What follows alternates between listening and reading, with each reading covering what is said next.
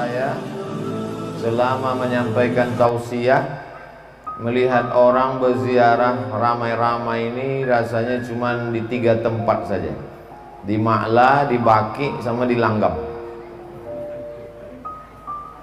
Di Ma'la karena orang haji, di Baki karena orang ziarah ke makam Nabi, tapi di Langgam merupakan tradisi dan saya pertama kali ikut, walaupun ceramah ke Langgam sudah beberapa kali, tapi khusus ziarah menjelang Ramadan inilah baru datang pertama kali.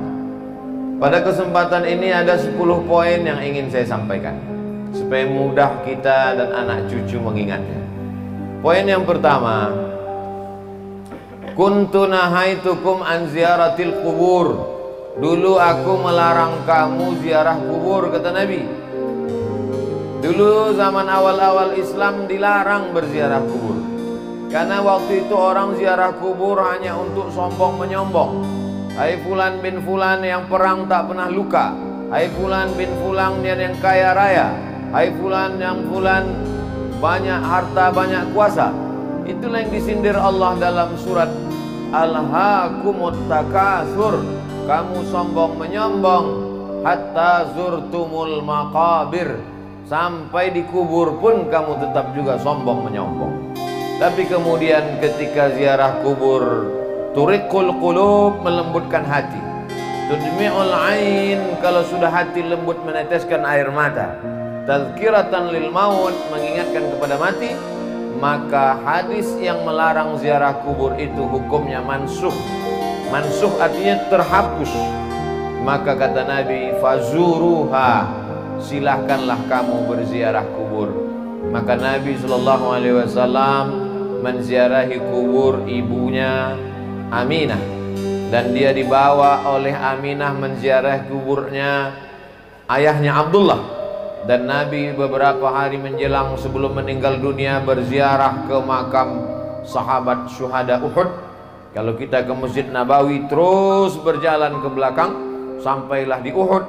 Nabi berziarah ke Uhud beberapa hari menjelang menghadap Allah Subhanahu wa taala, seolah-olah dia mengucapkan selamat tinggal kepada orang-orang yang ada di Uhud. Jadi tentang masalah ziarah kubur tak ada ikhtilaf di antara ulama. Kita boleh berselisih pendapat kalau pada masalah itu ada ikhtilaf.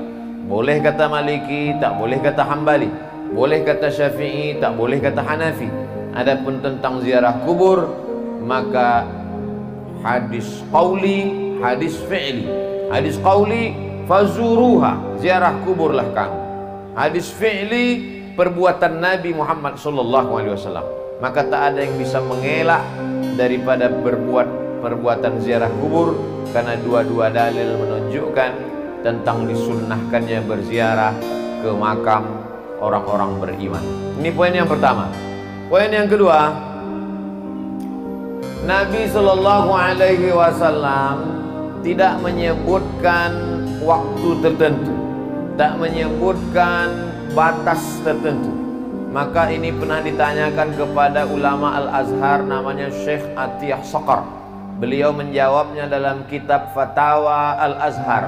Syekh, apa hukumnya berziarah pada waktu tertentu menjelang Ramadan, pagi Idul Fitri? Maka kata Syekh Atiyah Saqar, berziarah kubur itu hukumnya umum, maka berlakulah hukum umum. Jadi orang berziarah terserah dia, mau pagi, mau petang, mau siang, mau malam, mau menjelang Ramadan, mau di bulan Ramadan, mau menjelang Idul Fitri, mau di pagi Idul Fitri, maka silakan ziarah. Adapun hadis yang melarang, la'anallahu zuwaratil kubur, Allah melaknat perempuan yang berziarah kubur. Bunyi kalimatnya, Allah melaknat zuwaratil kubur, perempuan yang ziarah kubur. Maka sesungguhnya di situ ada kronologisnya. Ada seorang perempuan, anaknya meninggal, lalu dia ziarah pagi, ziarah petang, ziarah siang, ziarah malam untuk mempersedih-sedih diri. Ada seorang perempuan yang suaminya meninggal, diziarahinya tiap hari hanya untuk membuat dirinya semakin berduka, semakin bersedih, lalu kemudian niyahah meratap. Maka Nabi mengatakan, la'anallahu zuwaratil kubur. Allah melaknat mereka yang selalu ziarah kubur hanya untuk mempersedih-sedih diri. Adapun berziarah kubur untuk mengambil pelajaran, maka sesungguhnya kita amat sangat dianjurkan. Waktunya tidak terikat dengan apapun, maka bebas kapan saja. Hari baik, bulan mulia. Poin yang ketiga, adapun berziarah kubur menjelang Ramadan, maka sesungguhnya bulan mulia ini mesti disambut dengan kesucian hati. Disucikan hati dengan berzikir, tadi sudah. Disucikan hati dengan tablik akbar pengajian selepas subuh, tadi sudah. Maka disucikan hati dengan mengingat mati. Wa kafa bil mauti wa'izah. Cukuplah kematian itu sebagai nasihat. Ada nasihat yang berbunyi menggelegar, khutbah hari Jumat. Ada nasihat yang disampaikan alim ulama dalam bentuk nasihat. Ada nasihat yang tak berbunyi, yang tak bersuara. Ada nasihat yang tak berkata-kata. Nasihat bukan yang dituliskan tinta pena di atas kertas. Nasihat yang tidak bersuara, tak berhuruf. Nasihat itu diam. Nasihat itu adalah kematian. Maka sebelum Ramadan berziarah, supaya hati mengingat mati, maka lebih khusyuk ibadah Ramadannya. Seakan-akan inilah Ramadan yang terakhir. Semakin berziarah di kubur sebelum Ramadan, menguatkan keyakinan bahwa dia akan mati menghadap Allah. Rumah tinggal, kendaraan tinggal, keluarga tinggal, yang dibawa hanya amal. Yarji usnani, yang dua balik ke rumah. Maluhu, hartanya pulang ke rumah. Ahluhu, anak cucu menantu istri suami kawan sahabat andai tolan jiran tetangga, semuanya pulang ke rumah. Wa yabqa wahidun, yang tinggal cuma satu. Wa amaluhu, amal itulah yang tinggal. Jadi hanya dengan mendengar ceramah dari ustadz, kadang masuk telinga kiri, keluar telinga kanan. Bahkan kadang tak masuk sama sekali. Dari telinga kanan mau masuk, dari kanan itu juga dia keluar. Tapi begitu melihat langsung dengan mata, beda antara yang didengar telinga dengan menengok langsung mata. Kenal engkau dengan Ustadz Somad? Kenal. Dari mana engkau kenal? Aku dengar suara ceramahnya. Kenal kau dengan Ustadz Somad? Kenal. Dari mana engkau kenal? Aku tengok balehonya. Kenal kau dengan Ustadz Somad? Kenal.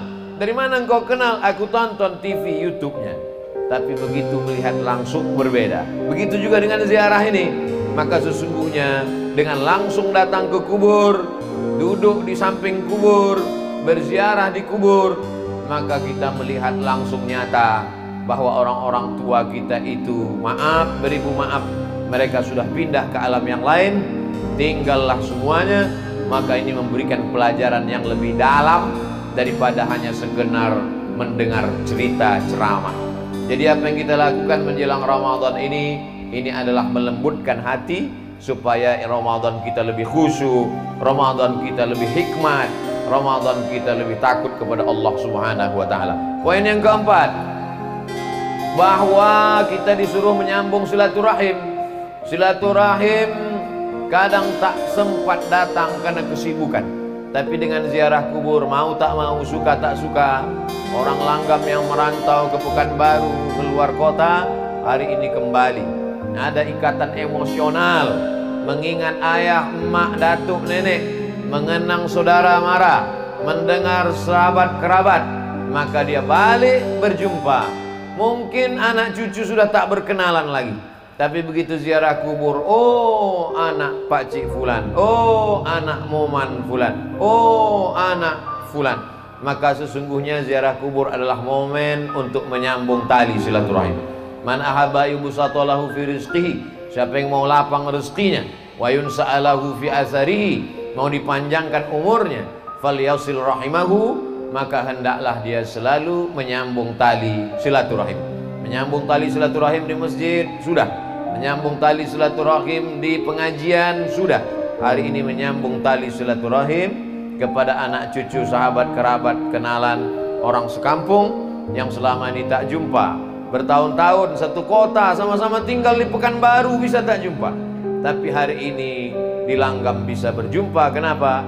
Karena ada yang dituju, orang yang dikenang, budi baiknya tak dapat dibalas. Maka hari ini bukan sekadar datuk-datuknya saja yang dulu bersilaturahim di Langgam dalam keadaan hidup.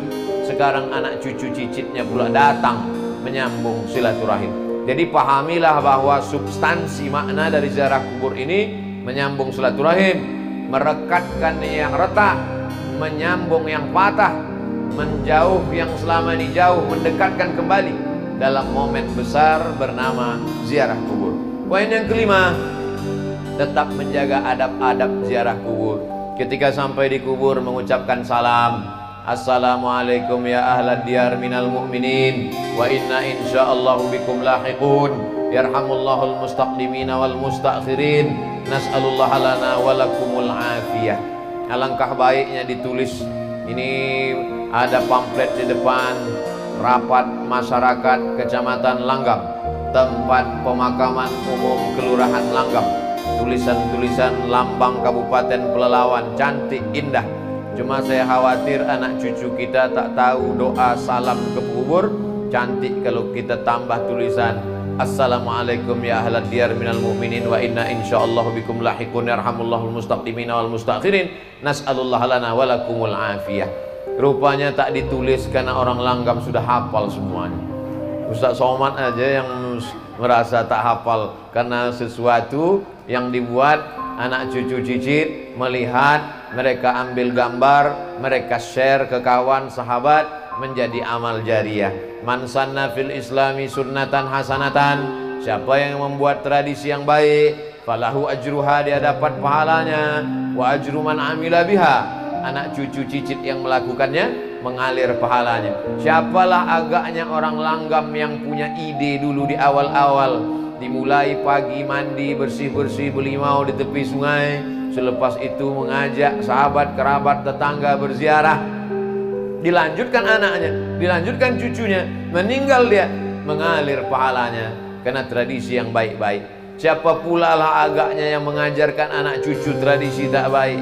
Setiap hari lahirnya diundangnya keyboard tunggal, mabuk-mabuk sampai tengah malam, dilanjutkan anak cucunya, mengalir jugalah dosa jariahnya. Maka yang baik-baik mengalir menjadi kebaikan, yang tak baik pun akan mengalir juga. Maka sebelum kita melakukan sesuatu, pikir baik-baik, karena dia akan mengalir sesudah kita mati. Alhamdulillah, hari ini kita sedang melihat bagaimana datuk nenek, orang tua kita dulu membuat sesuatu yang baik, mengalir sampai hari ini. Poin yang keenam, li ayyajlisa ahadukum ala jamratin minan nar, kamu duduk di atas batu dari api neraka, fatuhriqu thiyabahu, duduk di atas batu dari api neraka, apinya membakar baju sampai tembus ke daging, ke tulang, khairun, lebih baik, min an yajlisa ala qabrin, daripada melangkahi kubur, duduk memijak. Maka tetap kita jaga, kita tetap berada di tepi, samping kiri, samping kanan, bagian kepala, bagian kaki. Kalau nampak anak-anak kita ada menginjak, kita ajarkan, lebih baik duduk di atas batu dari api neraka, terbakar kulit sampai tulang belulang, lebih baik daripada duduk di atas kubur. Maka kita jaga adab-adab ini. Alhamdulillah kubur kita tidak terlalu rapat padat seperti di Pekanbaru. Saya lihat beberapa kubur sampai tak ada tempat berjalan lagi. Maka kita harap tetap ada jalan di tengah, tetap ada jarak, supaya kita tidak jatuh dalam perbuatan yang dilarang oleh Rasulullah Sallallahu Alaihi Wasallam. Lalu kemudian poin yang ke-7, habis ini nanti kita akan membaca surah Yasin, wal Qur'anil Hakim, innaka laminal mursalin. Sampaikah pahala bacaan kita yang akan kita baca ini nanti? Berkelailah antara yang membaca dengan yang tak mau membaca. Padahal yang membaca itu pun tak dapat membuktikan bahwa Yasinnya itu sampai. Dan yang mengatakan tak sampai pun tak juga bisa membuktikan bahwa Yasinnya itu tak sampai. Itu kata Ustaz Zul tadi, bukan kata saya. Yang mengatakan bacaan Yasin ini sampai, mana buktinya? Tak ada reportnya di SMS. Yang mengatakan tak sampai pun tak juga bisa membuktikan.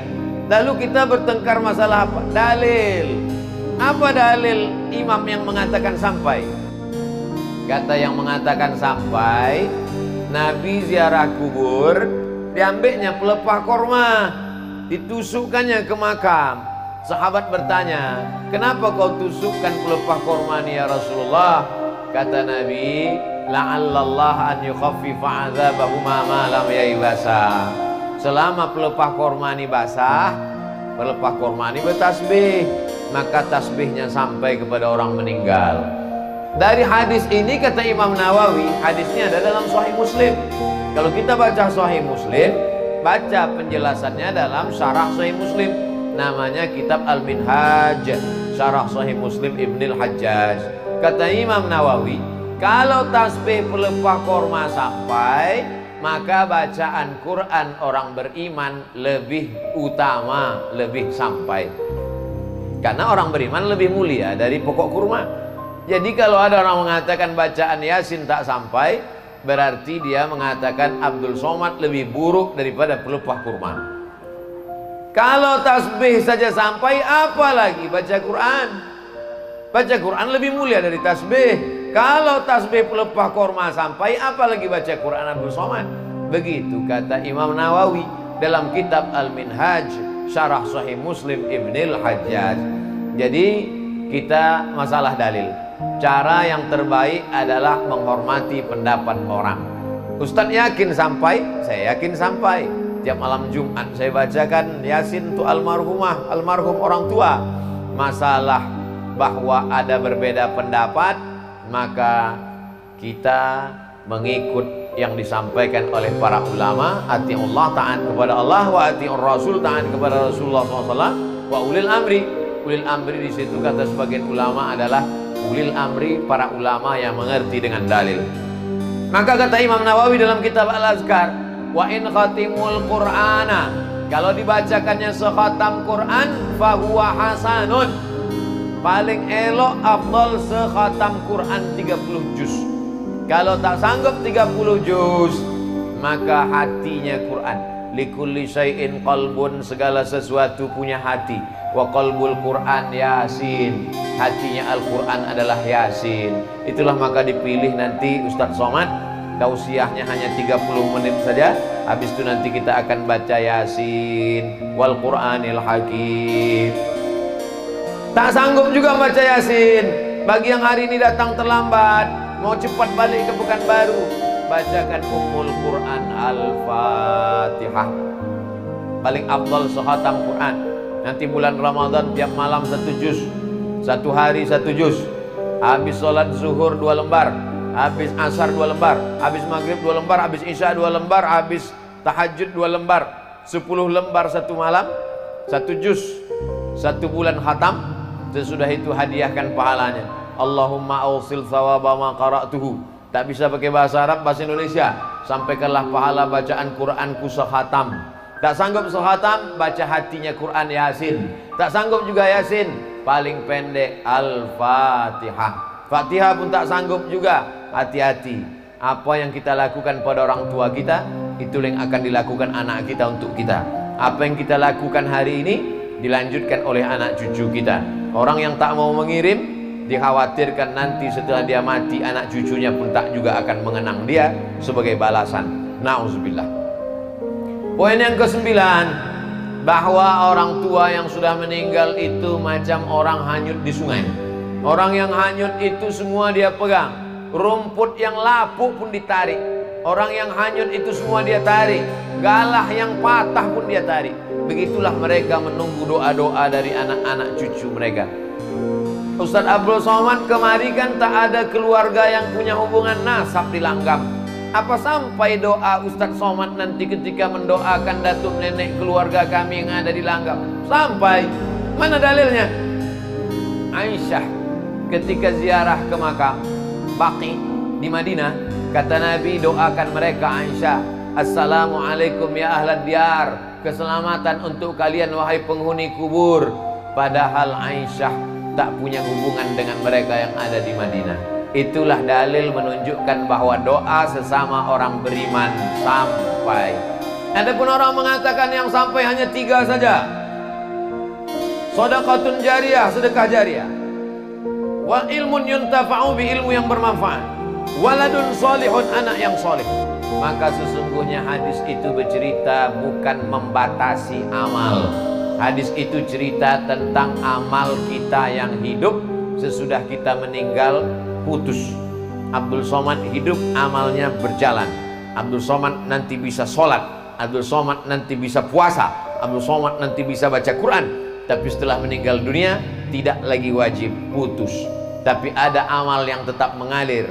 Anaknya mengalir doanya, sedekahnya mengalir, yang jadi masjid, surau, langgar, musola, rumah Quran, rumah tahfiz, pondok pesantren, tanah wakaf. Ilmunya diamalkan jamaah, mengalir. Jadi maksudnya amal kita mengalir. Adapun amal orang hidup kepada orang meninggal dunia, maka tak ada ikhtilaf. Kalaulah amal orang hidup tak sampai kepada orang meninggal dunia, maka tak ada sholat jenazah. Karena sholat jenazah itu adalah amal orang hidup kepada orang meninggal. Kalau ada orang nanti menolak, jangan kau doakan karena doamu tak sampai. Kalau begitu nanti dia mati, jangan disolatkan jenazah, karena sholat jenazah adalah doa orang hidup kepada orang meninggal. Abdul Somad meninggal dunia, lalu kemudian orang langgam datang mendoakan, Allahumma firlahu warhamhu wa'afi. Allahu Akbar, Al-Fatihah. Allahu Akbar, selawat. Allahu Akbar, Allahumma firlahu warhamhu wa'afi wa'afu anhu. Allahu Akbar, Allahumma la tahrimna ajrahu. Maka takbir kedua dengan takbir ketiga dengan takbir keempat, takbir yang pertama baca Quran, Al-Fatihah, itu menunjukkan Al-Fatihah sampai. Takbir yang kedua salawat, zikir, itu menunjukkan zikir sampai. Takbir ketiga keempat doa, itu menunjukkan doa sampai dari orang hidup kepada orang meninggal dunia. Karena yang sholat jenazah itu semuanya orang hidup, dan semuanya tak punya hubungan nasab kepada yang meninggal. Yang punya hubungan nasab, yang tak punya hubungan nasab, sama-sama sampai. Ini menurut argumentasi para ulama yang mengatakan sampai. Poin yang ke-9, bahwa tidak hanya amal badan yang sampai. Datanglah saat bertanya kepada Rasulullah, Ummi matat, semak saya mati meninggal dunia. Afa atasaddaqu anha? Kalau saya bersedekah, sampaikah sedekah ini untuk almarhum almarhumah? Kata Nabi, tasaddaq, sedekahlah saat. Sedekahlah saat. Sedekahmu sampai untuk almarhum. Ayu sadaqatu afdal? Apa sedekah yang paling afdal? Kata Nabi, saqyul ma. Sedekah yang paling afdal adalah memberi air minum. Sedang air minum sampai, apalagi lah rebus jagung sampai. Dulu ambo dibawa Buya Fadli Rahman ke Langgam nih, dikasihnya waktu itu rotan, rotannya warna coklat, kini rotan lah hijau pula nampaknya. Sampai sedekah makanan sampai, maka siapkan sedekah makanan untuk buka puasa nanti. Hadiahkan pahalanya untuk almarhum almarhumah. Nanti tabung duit berkurban, hadiahkan pahalanya untuk almarhum almarhumah. Maka sedekah baca Quran sampai, baca Yasin sampai. Begitu juga dengan sedekah kurban sampai. Begitu juga kurban, mana dalilnya kurban itu sampai, Buya? Nabi mengatakan waktu menyembelih, Allahumma haza an Muhammad wa ali Muhammad. Kupotong kurban ini untuk Muhammad dan untuk keluarga Muhammad. Itu menunjukkan kurban pun sampai. Sedekah makanan, air minum, mana dalilnya sampai? Hadis Sa'ad, kata Nabi, tasaddaq, sedekahlah Sa'ad. Sedekahmu sampai kepada almarhumah ibumu. Yang paling afdal saqyul ma, memberikan air minum. Air minum satu botol habis 600 ml. Tapi ada air minum yang tak habis-habis. Apa dia? Itulah tadi peresmian toilet kamar mandi. Ustaz Somad sebelum ziarah dipersilakan singgah dulu. Kata saya, wudhu saya belum batal lagi. Ini wudhu seremonial. Karena ada orang Langgam yang bersedekah toilet WC 2 pintu, lalu kemudian keran air wudhu, lalu kemudian saya pun berwudhu di sana untuk membangkitkan syiar. Karena gambar Ustadz ini nanti akan dilihat oleh orang Langgam, supaya mereka pun akan berpikir, yang merantau dia semakin semangat cari duit, tapi tujuannya bukan mengejar dunia. Dia akan balik membangun rumah Quran, dia akan balik membuatkan wakaf WC, wakaf tempat wudhu. Sampai hari kiamat orang berwudhu di tempat wudhu tadi, tak tahu tak siapa membeli semennya. Tak kenal saya tak siapa yang membuat. Sampai hari ini tak tahu saya siapa yang membuat tempat wudhu tadi. Tapi nanti yang bersebaran fotonya, foto Abdul Somad sedang berwudhu di Langgam. Maka lama-lama memang datang comeh ambo dalam hati. Abdul Somad tanda tangan masjid secara seremonial, wudhu secara seremonial. Ambo khawatir nanti kata malaikat, Abdul Somad silakan masuk ke surga secara seremonial gitu. Maka tolong doakan supaya hati selamat dari riya, supaya kita semuanya masuk surga tidak secara seremonial, tapi masuk kekal selamanya sampai anak cucu kita jumpa dengan Nabi Muhammad sallallahu alaihi wasallam. Bagi yang duitnya banyak, habis covid corona nanti dia pergi haji. Haji kan orang tua, haji pun sampai. Mana dalilnya haji sampai? Sahabat Nabi haji, labbaik Allahumma subrumah, ambo hajikan subrumah. Kata Nabi, subrumah kau siapa? Subrumah akhi, saudara. Kau hajikan subrumah? Ya. Kau udah haji atau belum? Belum. Kata Nabi, hajikan dirimu dulu, baru hajikan subrumah. Itu orang dulu. Orang dulu lebih mau menghajikan saudaranya sampai lupa dirinya. Orang sekarang haji bolak-balik, lupa saudaranya. Maka sesungguhnya Quran yang kita baca sekarang sama dengan Quran yang dibaca Nabi. Hadis yang kita baca sekarang sama. Bedanya adalah perasaan dalam diri kita. Maka haji sampai, kurban sampai, sedekah air minum sampai, bacaan doa sampai. Nanti kita akan tahlil la ilaha illallah, la ilaha illallah. Sampaikah tahlil kita itu? Sampai. Mana dalilnya? Tasbih pelepah korma sampai. Ada yang lebih afdal daripada tasbih. Afdalu zikri la ilaha illallah. Kalau tasbih subhanallah subhanallah subhanallah sampai, maka tahlil la ilaha illallah pun lebih utama untuk sampai. Beda anak kandung sama anak orang lain. Kalau anak kandung, bapak-bapak, ibu-ibu yang hari ini ziarah ke makam ayahnya, ke makam amaknya, cucu yang ziarah ke makam datuk, otomatis sampai.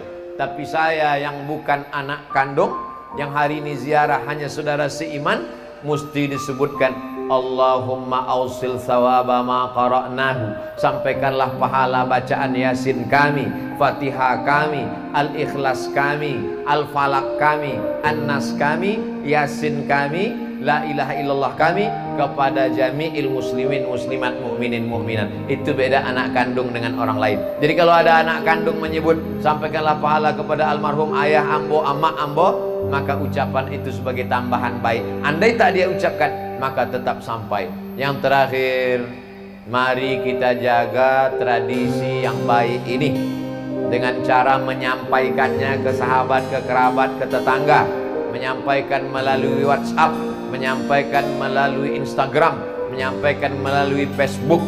Tapi tadi kata Ustadz Fadli Rahman, jangan di-share, jangan di-upload sore kok. Ya agak lamus-lamus gitu. Tapi syiar itu sampai. Maka nanti anak cucu yang sudah lama tak ziarah meleleh air matanya. Ustadz Somad, ambo potong ziarah ke makam abang ambo, lalangnya setinggi toga. Jamaah Pekanbaru mengadu ke anak kamu, makam abang ambo lalangnya setinggi toga. Ternyata anaknya yang selama ini papa tak pernah ziarah. Bininya yang selama ini abang, setengah napasku pergi bang, pret. Rupanya sesudah abang tuh mati, tak pernah ziarah. Tapi tengoklah makam di Langgam, jangankan setinggi toga, tak belalang sama sekali, bersih, menunjukkan mereka datang berziarah. Oleh sebab itu maka banyak anak cucu sekarang tak ingat. Kalau dia ingat, tentu akan terbayang wajah emaknya, wajah ayahnya. Tak jadi dia pakai narkoba, tak jadi dia mabuk, tak jadi dia berzina, tak jadi dia mencuri. Kenapa? Ingat dia, amalku ditonton, diperlihatkan oleh datuk ayah emak yang sedang berada di alam barzakh. Semua datuk, nenek, moyang, ayah, ibu, kawan yang ada di sini sedang melihat kita, sedang menonton kita. Kita tak bisa melihat mereka, mereka bisa melihat kita. Mereka berada di alam barzakh, barzakh artinya sempadan, batas. Mereka tidak disebut akhirat karena dunia belum kiamat. Mereka tidak disebut dunia karena mereka sudah meninggal. Kita di dunia karena belum meninggal. Mereka tak disebut akhirat karena belum kiamat. Pemisah antara dunia dengan akhirat namanya alam barzakh. Dan mereka sekarang sedang berada di alam barzakh. Alam kubur karena mereka di dalam kubur. Tapi ada yang tak dikubur. Siapa tuh? Orang yang mati dimakan harimau, orang yang mati dimakan buaya. Mana ada kuburnya?